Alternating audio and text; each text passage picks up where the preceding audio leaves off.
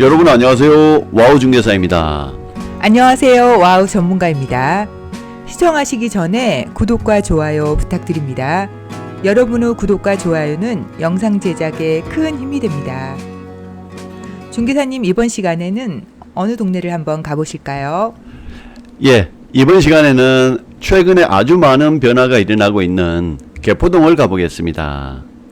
개포동은 강남구의 남쪽인 양재천 아래쪽에 위치하고 있는데, 북쪽으로는 도곡동과 대치동, 동쪽으로는 일원동, 남쪽으로는 서초구 내곡동과 염곡동, 그리고 서쪽으로는 서초구 양재동과 접해 있습니다.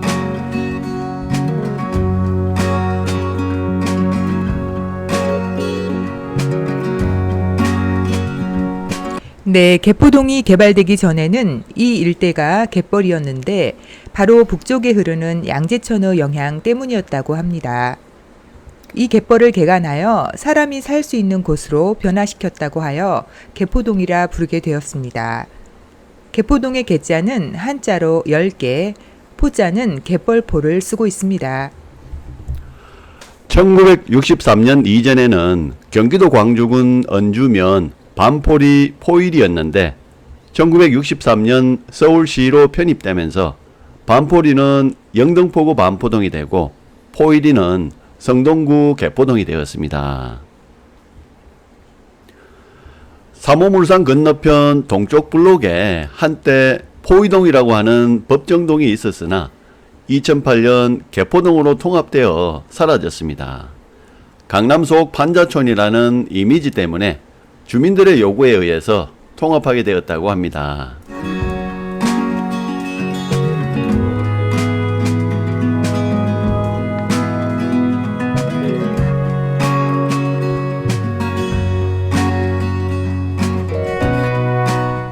지금 지도에서 보시는 바와 같이 개포동은 강남구에서 면적이 가장 넓은 곳입니다. 압구정동이나 수소동 면적의 약 2배에 달하고, 강남구에서 가장 아파트 세대수가 많은 대치동이나 도곡동보다도 그 면적이 훨씬 넓습니다. 면적은 강남구에서 가장 넓지만 중저층 아파트 중심이었고, 아직 재건축이 추진 중인 곳이 많아서 현재 기준으로 면적 대비 거주 인구는 그렇게 많지는 않습니다. 하지만 주요 단지가 재건축이 완료되는 몇 년 후가 되면 개포동의 그 자체로 거의 미니 신도시급으로 변화할 것으로 예상됩니다. 특히 향후에 위례 과천선이 들어오면 교통 환경이 많이 개선돼서 한 번 더 도약할 수 있는 동네로 평가받고 있습니다.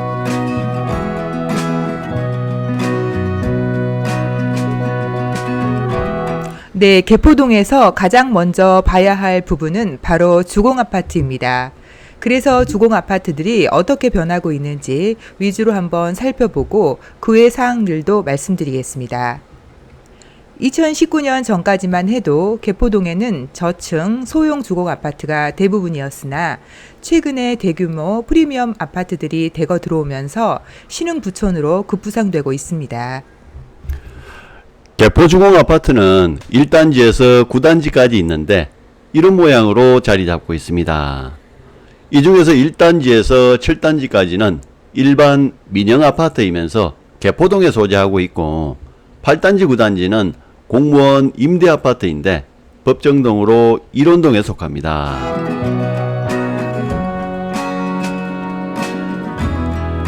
단지별로 재건축 상황을 살펴보겠습니다.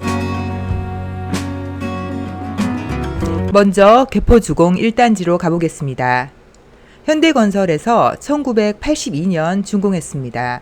5층짜리 124개 동인데 세대수는 5,040세대입니다. 면적이 최소 11평에서 최대 18평까지 있었고, 개포동에서도 대표적인 서민 아파트로 불렸었습니다.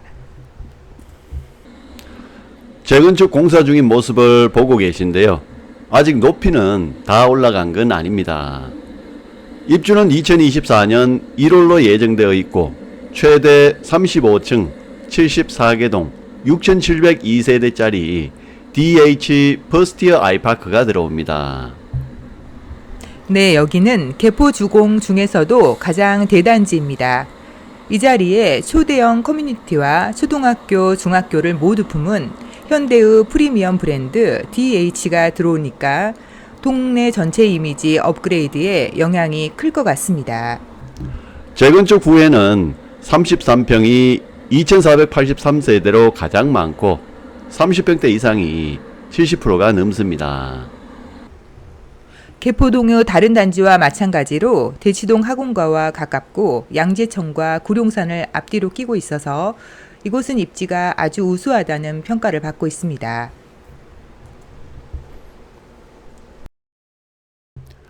이 단지로 가보겠습니다.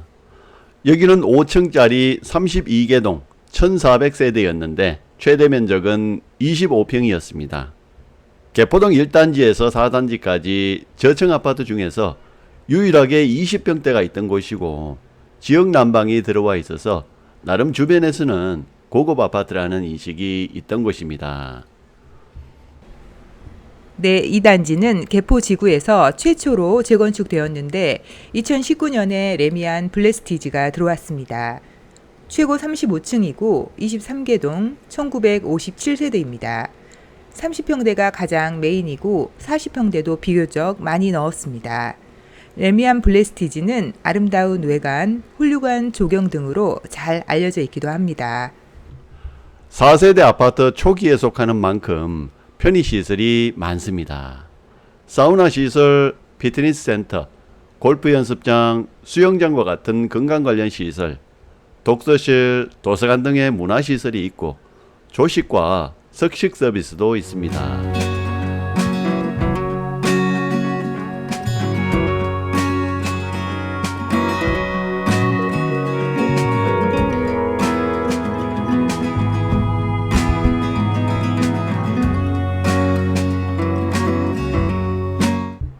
이제 3단지로 가보겠습니다.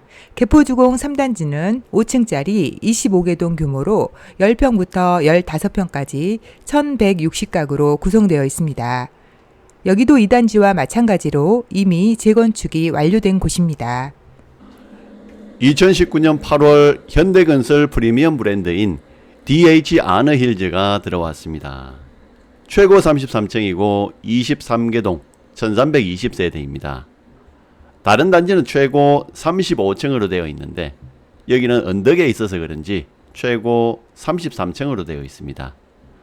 보시다시피 여기는 20평대부터 60평대까지 평수가 다양한 것이 특징입니다. DH 아너힐즈 역시 커뮤니티가 아주 훌륭합니다. 기본적인 스포츠 관련 시설들 외에 스카이 라운지, 개인 독서실 같은 시설까지 최고 수준의 커뮤니티를 자랑합니다. 약간 언덕에 있어서 뷰가 아주 멋지고 공원 산책하기도 좋습니다. 여기는 옆에 레미안 블레스티지와 마찬가지로 단지 내 상가가 좀 빈약한 것이 흠입니다. 1단지, 4단지 들어오면 많이 좋아지는데 아직까지는 그렇습니다.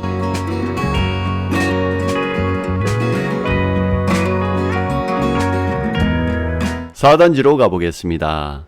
여기는 5층짜리 58개동 2841세대였는데 11평부터 최대 15평까지 있었습니다. 1단지와 마찬가지로 4단지도 초등학교를 품고 있어서 이 지역 아파트들 중에서도 인기가 꾸준했던 곳입니다.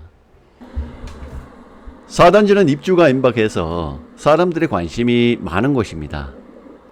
높이는 이미 다 올라갔고 외관도 거의 완성된 수준입니다.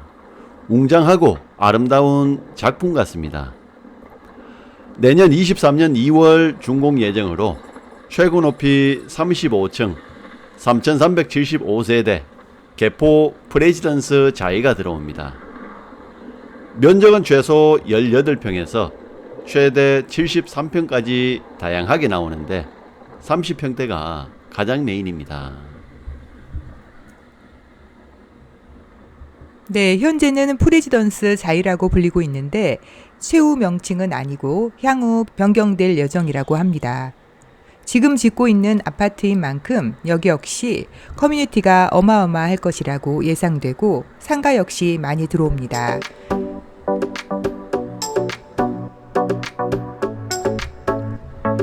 입주가 얼마 남지 않았는데 과연 어떤 모습일지 기대됩니다.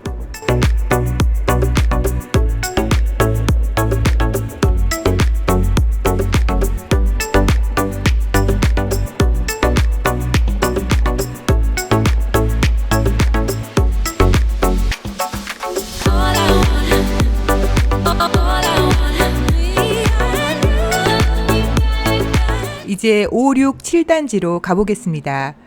1단지에서 4단지는 5층 저층 아파트였는데 여기는 최고 14에서 15층으로 지어졌습니다.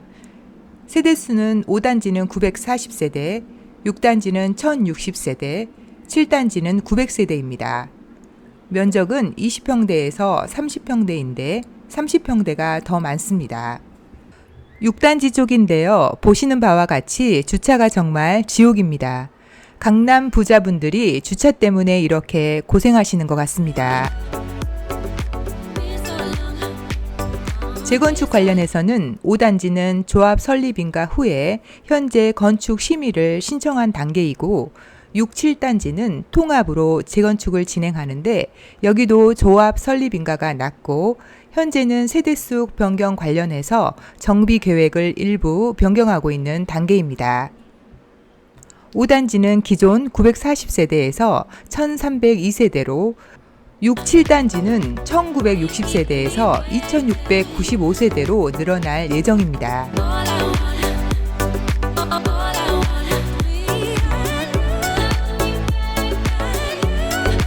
예, 이렇게 해서 주공 아파트를 살펴봤고 이제는 시형 아파트가 있던 곳으로 가보겠습니다.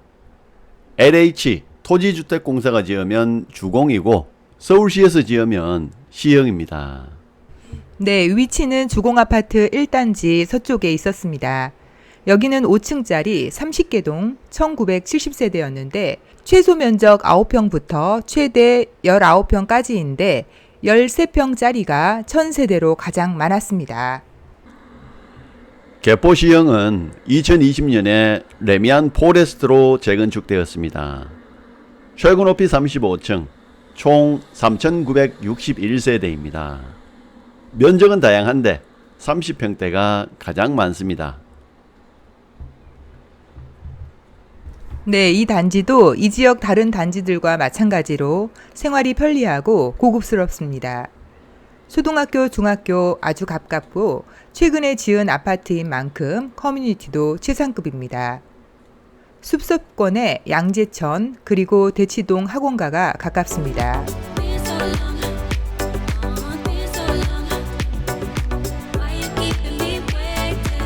그러나 개포동에 있는 다른 단지들과는 조금 다르게 단 한 가지 불편한 점이 있다면 바로 교통입니다. 지하철이 바로 근처에는 없어서 버스를 많이 이용해야 합니다. 그런데 향후에 위례과천선이 개통되면 구룡초등학교 사거리에 역이 생길 가능성이 높습니다. 이쪽은 차가 많이 막히는 곳이고 지하철역이 꼭 필요한 곳입니다. 만약 이쪽에 역이 들어오면 초역세권 아파트로 급부상하고 위례과천선의 최고 수혜단지가 될 잠재력을 가지고 있습니다. 예, 이렇게 해서 개포동에 있는 주요 단지들을 둘러봤습니다. 마지막으로 과거 포이동이었던 곳을 잠깐 보겠습니다. 여기는 다가구 다세대 저층 주택들이 대부분이었습니다.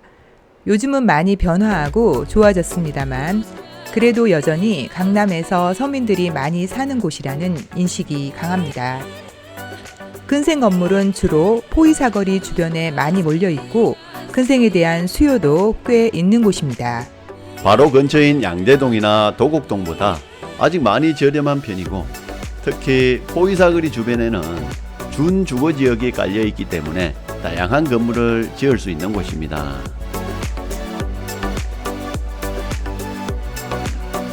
예, 이렇게 해서 오늘은 개포동에 대해서 알아봤습니다.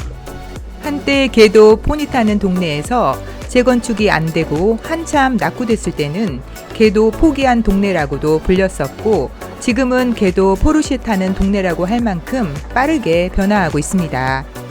이상 와우 전문가 와우 중개사였습니다. 도움이 되셨으면 좋겠습니다. 감사합니다. 감사합니다.